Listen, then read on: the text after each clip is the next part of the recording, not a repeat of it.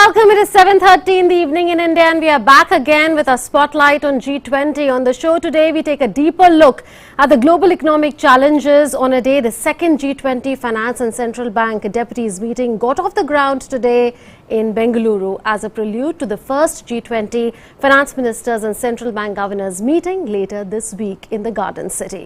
Also on the show, the first G20 Culture Working Group meeting got underway in the ancient city of Khajuraho in Madhya Pradesh. We will bring you the details of both the meetings and more G20 news. I'm Munmun Bhattacharya. First up, the top stories. Union Minister Anurag Singh Thakur inaugurates a second G20 Finance and Central Bank Deputies meeting in Bengaluru, says India's G20 presidency seeks to actively facilitate pragmatic global solutions to challenges posed by the lingering effects of the COVID-19 pandemic, food and energy insecurity, broad-based inflation, heightened debt vulnerabilities, worsening climate change and geopolitical tensions. G20 Finance and Central Bank Deputies to finalize a communique that will be endorsed by G20 Finance Ministers and Central Bank Governors on 24th and 25th of February in Bengaluru.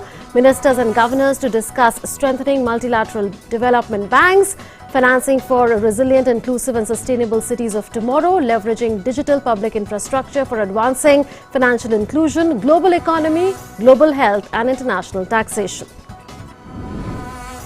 First G20 Culture Working Group meeting gets underway in the ancient city of Khajuraho in the Indian heartland state of Madhya Pradesh. Union Culture Minister G. Kishan Reddy says the Modi government brought back 229 antiquities to India from overseas. 25 of them will be showcased to the delegates at the meeting. Minister inaugurates exhibition on return of treasures. Students of Khajuraho participate in a 1.5-kilometer run for culture as an exercise in public participation. Under a Y20 engagement group of G20, brainstorming session on shared future, youth and democracy and governance takes place in New Delhi. Entrepreneurs from Delhi NCR region and alumni from overseas pursuing higher education brainstorm on digital India, student-centric governance and policy sector.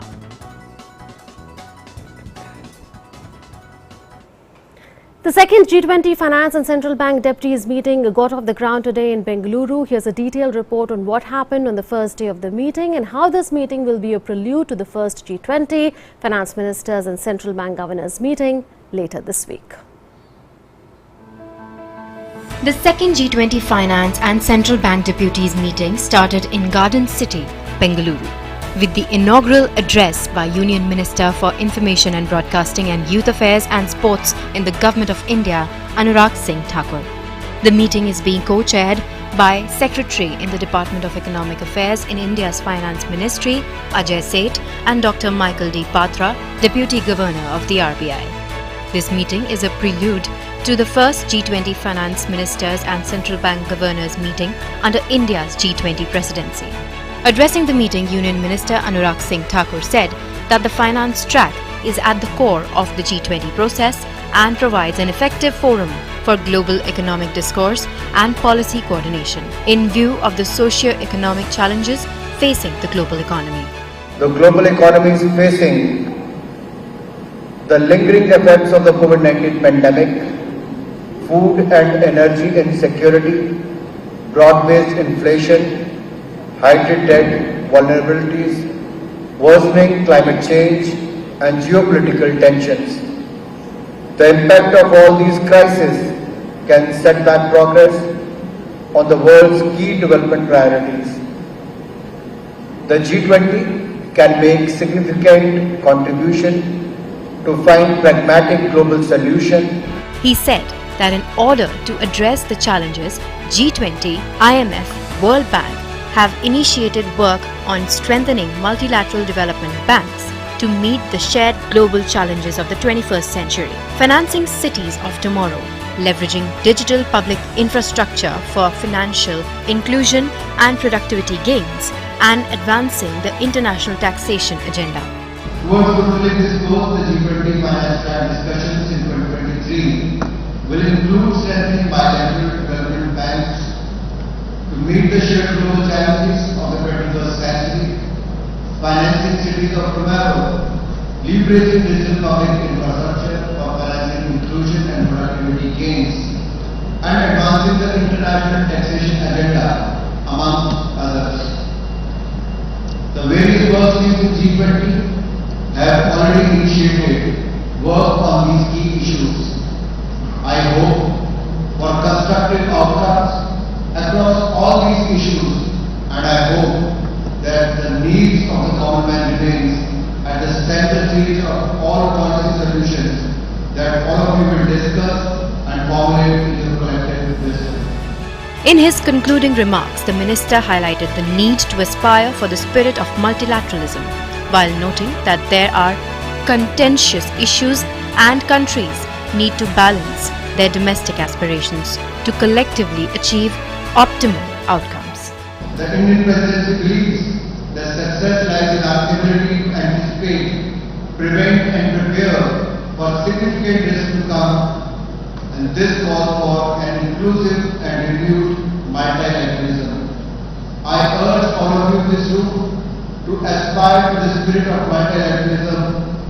I am aware that there are contentious issues and country needs to balance their domestic aspirations.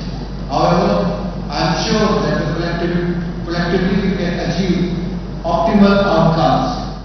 The deputies will finalize a communique that will be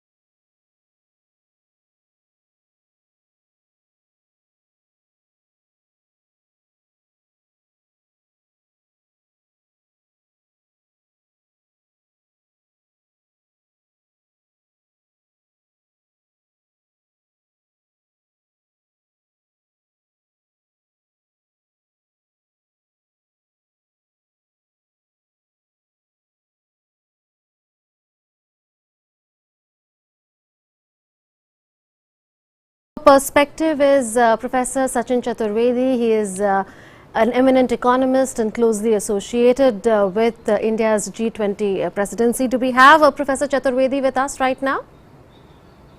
Right.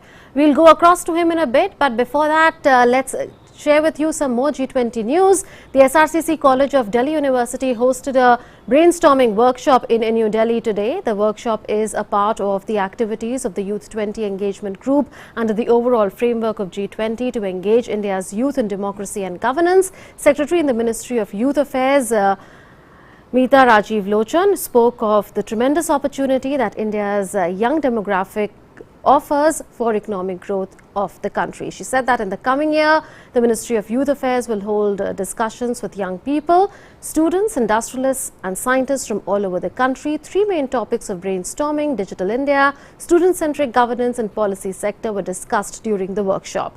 Entrepreneurs from Delhi NCR region and alumni of the college, who are now startup entrepreneurs, participated in the event. Listen in. Free-flowing exchange of ideas and information. It's that free-flowing exchange of ideas and innovation that leads to economic growth. There's no one formula for it. Every society, every town every village has to find their own models. There are some things that work, a constant collaboration between industry and academia. That is one of the mechanisms that works. It works very well. Yes, we should do more of it. How can we promote it? The recent University Grants Commission guidelines, they talk about professors of practice. How can we take that forward? How can industry and academia collaborate with each other, not just for teaching and curricula, but for research projects?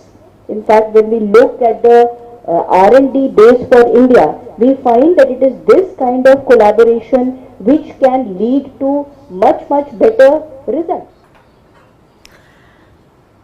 That was about Youth 20. Let's go back to finance track. Remember, the second meeting of the deputies of the central bank governors and finance ministers has started in Bengaluru. For perspective, we are joined by Professor Sachin Chaturvedi, DGRIS for developing countries, eminent economist, closely associated with India's G20 presidency. Such a pleasure to have you, Professor Chaturvedi, once again. These are several issues that we've discussed in the past. Let's take them up again on strengthening of multilateral development banks particularly. Do you see any sort of a practical roadmap or consensus emerging on this issue? No, thanks, Munmun, for having me here. The issues are absolutely clear in terms of how MDBs would have to be recapitalized. What are the issues in terms of better global governance of the IFIs, including both the World Bank and the IMF? The share issue is something that is always hanging there. The consensus is very much there. The roadmap is becoming a little more contentious in terms of how we go forward. And this is largely because the issues which have come up, they are quite intertwined, because if you talk about the IMF shares or you talk about strengthening of MDBs, largely in the global context, you immediately get into issues which are related to the global debt crisis. And as all of us know, almost 75 countries are facing huge global debt crisis, and they are largely in the global south. So what India has done has opened a much larger conversation on 12th of January with the global south. And this is something that Prime Minister himself has initiated in terms of conversations with several countries of the global south, including these countries which are facing this challenge. The challenge, we should also not forget that almost 1/3 of the G7 economy is facing a sort of recession. Officially, of course, there is no declaration of a recession per se, but that challenge is deepening. So MDBs, you are absolutely right. That's a priority area. Consensus is very much there. We are just trying to see how best we can work out the roadmap towards. The developing world requires more finance from the multilateral development banks, and hence the case for reform also that you referred to. They require more finance for sustainable development, for meeting climate finance needs, and also for financing sustainable cities of tomorrow. That's another imponderable of the finance track. What sort of forward movement can we expect?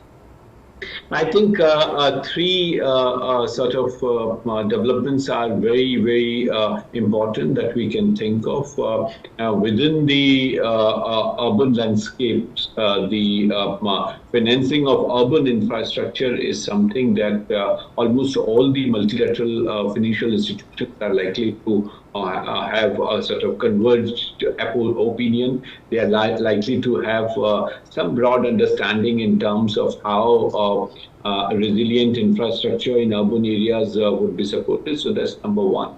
Number two would be in terms of how the green funds are to be leveraged. We just saw some experience in India with municipal bonds in Indore. The green bonds are 3 times more subscribed. So I think that all is something which is important in terms of how the global guidelines on the way we classify green bonds is something that is likely to happen.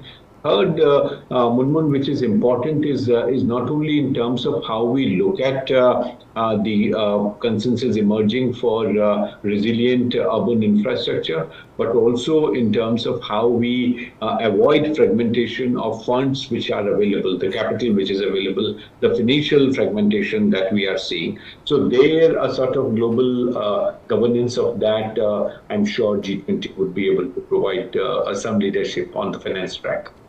Yesterday, in a historic move, we saw a linkage between Pay Now of Singapore and India's UPI. How can the G20 meetings take such cross-border fintech connectivity forward? That's another imponderable. One thing that Munmun is being tried is to explore that the cyber security of such transactions is viewed as sacrosanct. Any efforts to get into that to adversely affect payment architectures, to penetrate and create disruption, should be seen as global crime and crime against security of a nation. So this discussion is extremely serious. There are growing efforts by many countries to come up with CBDC and global digital currencies. So more and more participation by emerging economies, by developing countries, they are important. So from that point of view, the Board for International Settlements, the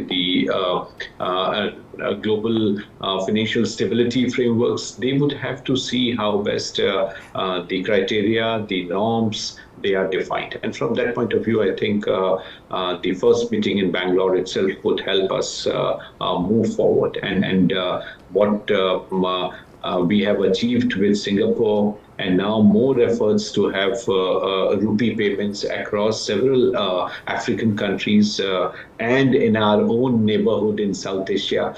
They are important steps for people for transferring remittances. India is the largest remittance receiver, and almost 5.7% of it comes from Singapore. We have achieved that. Even it is beneficial, Munmun, for Bangladesh, for Nepal, for Bhutan, where people are getting remittances from India. So it is not about Indians getting it from outside. It is also those who are working in India and getting it back at home on such a low cost. So our idea is to reduce the transaction cost, reduce cost of conversion from one currency to another, and this is something which is going to create huge wonders with our financial architecture in the global south. Another issue on which policy perspectives are expected to be exchanged is the issue of crypto asset regulation. A country like India doesn't currently have a regulatory framework, whereas another country, say like Japan, has one. And there are three issues I understand that are of importance here. One is of financial stability, the second is of user protection, and the third one of linkage to anti-money laundering provisions and countering of terror financing. What can we expect going forward? It would be a very difficult proposition, Munmun. As we know, there is no consensus on this. Indonesian presidency of G20 ensured that something comes up. In fact, during the presidency itself, Indonesia became one of the first countries in Asia to impose tax on crypto assets. And this has something to convey. The point is that there is de facto recognition of this activity, and that's how you impose tax. In India, the perspectives are polarized. You know the view of RBI. They are of the view that this should be banned completely. The finance minister has taken a view in terms of how we cope up and how do we coordinate, how do we choreograph if at all ban is to be done. Because many countries are recognizing, they are pushing for that, despite the fact that they realize that tracking of crypto assets is next to impossible. It has its own technological challenges. So how do we bring that balance is something that is there. I'm sure one meeting is not sufficient to take a call on this, but definitely over next 2 or 3 meetings, we may see a roadmap coming up, balancing the two polarized perspectives on crypto assets. Another issue is of leveraging digital public infrastructure for advancing financial inclusion, but this issue we've discussed many times over on the show, India at G20. So we'll leave it at that. Professor Chaturvedi, thank you so much for joining us with your views. Thank you. The first G20 Culture Working Group meeting got underway in the ancient city of Khajuraho in Madhya Pradesh. Union Culture Minister G. Kishan Reddy said on the occasion that the Modi government brought back 229 antiquities to India from overseas. 25 of them will be showcased to the delegates at the meeting. An exhibition on return of treasures was also inaugurated on the first day of the 4-day meeting. Students of Khajuraho participated in a 1.5-kilometer run for culture. This was an exercise of public participation. Here's more. The first G20 Culture Working Group meeting began in Khajuraho, a popular tourist destination in the Indian heartland state of Madhya Pradesh. Delegates were welcomed upon their arrival at the Khajuraho airport with traditional folk performance, Badhai and Rai. In the morning, in the spirit of Jan Bhagidari or public participation, students of Khajuraho participated in a 5-kilometer run for culture. Union Culture Minister G. Kishan Reddy, Union Social and Justice and Empowerment Minister Dr. Virendra Kumar and Khajuraho MP Vishnu Dutt Sharma addressed a press conference on the first day of the 4-day meeting. With protection and restitution of cultural property identified as a key focus area of the meeting, G. Kishan Reddy spoke on how the Narendra Modi government in India brought back 229 antiques from overseas, 25 of which will be showcased to delegates. 8 साल में 229 antiquities Bharat लाए विदेशों से 229 आधा से लेके 14 तक 13 था। अभी इस 8 साल में प्रधानमंत्री जी के प्रयास के कारण, प्रधानमंत्री अलग अलग देशों के साथ जो एमओयू के कारण आज 229 एंटिक्विटीज भारत आए। उसमें कुछ 25 चुनकर इस मीटिंग में भी हम प्रदर्शन का सभी डेलीगेट्स के लिए प्रदर्शन करने वाले हैं। His view was echoed by his ministerial colleague Dr. Virendra Kumar. जो हमारी प्राचीन मूर्तियां, उसमें खजुराहो की भी मूर्तियां हैं जो हमारे देश से चली गई थी। ऐसे वैश्विक स्तर पर एक दूसरे के साथ में जहां विचारों का आदान प्रदान करना, वहीं डिजिटल प्रौद्योगिकी का उपयोग करके इस तरह की मूर्तियों को वापस लाने में भी इस मंच के माध्यम से एक बहुत सशक्त भूमिका का निर्वाह होने वाला है। Khajuraho MP spoke on enthusiastic public participation in a cleanliness campaign underway in the city Clean Khajuraho, Green Khajuraho.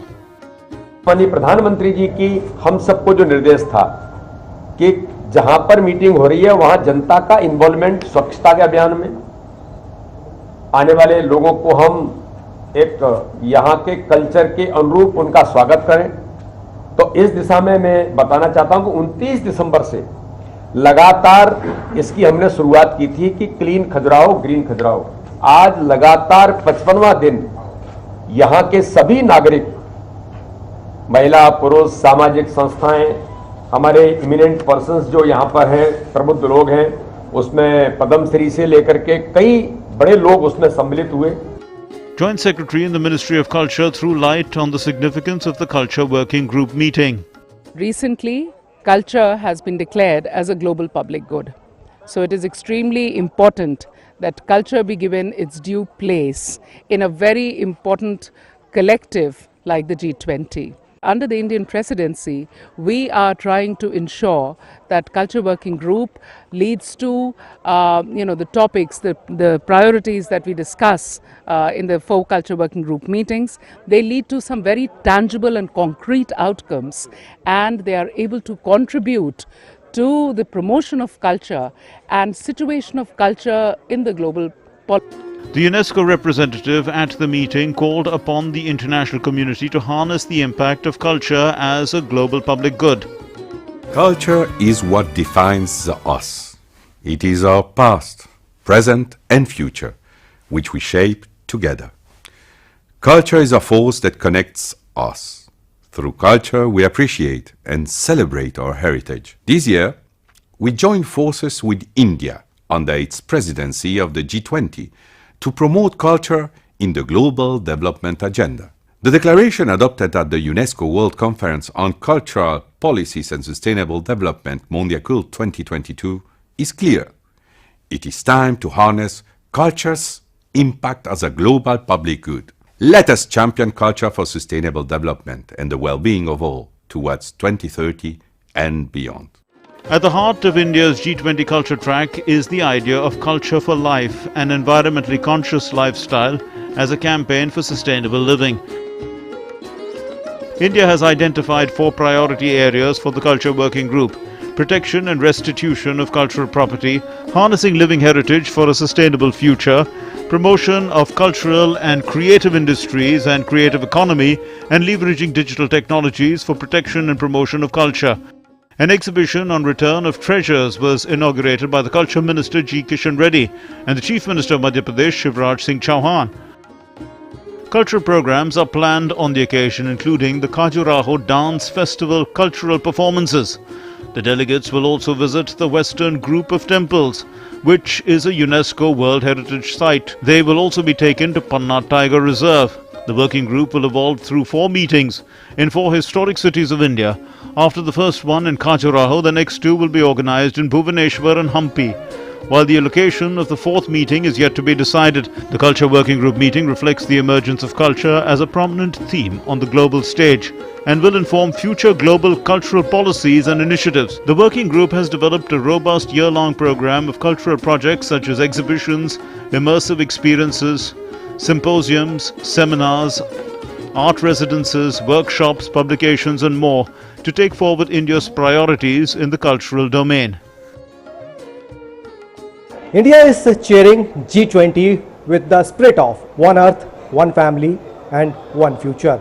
In this first Culture Working Group meeting, India will present their concept of Vasudhaiv Kutumbakam to the delegates coming from G20 countries through its rich art and culture. With camera person Manudev Bharadwaj, Aditya Srivastav, DD India, Khajuraho. And on that note, we come to the close of this edition of India at G20. Thanks for watching.